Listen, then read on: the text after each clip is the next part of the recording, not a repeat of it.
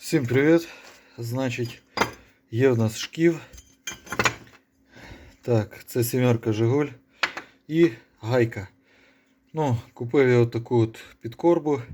До речі, продавці настільки знаючи, що стверджують, що це нормально. А треба запихати гайку от цією стороною.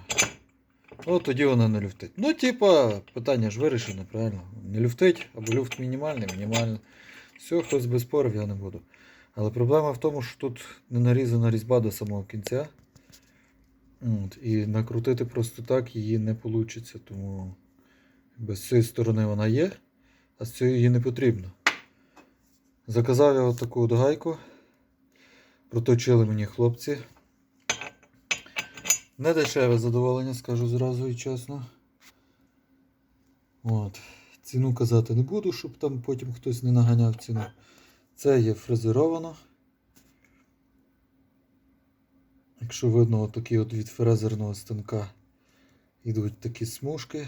Потім, тобто це все сфрезеровано.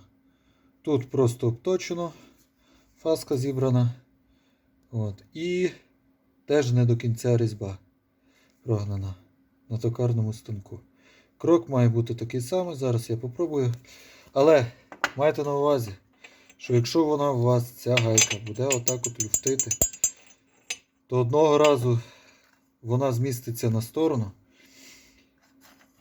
Вал же ж крутить шківа, правильно? І відповідно він постійно б'є і ступи. Ви будете, тобто воно по суті буде крутитися отак от.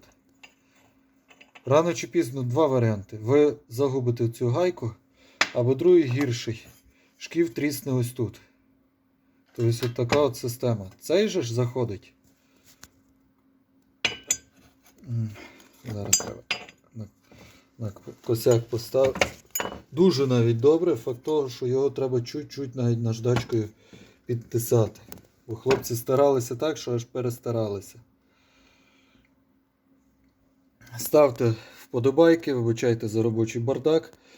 Або лайки, як то кажуть, або дизлайки. Кому як, коментуйте. Можливо, хтось знає, де взяти таку гайку, що не люфтить.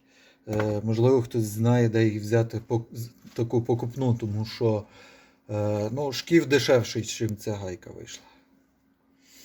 Все, підписуйтесь на канал, ставте лайк.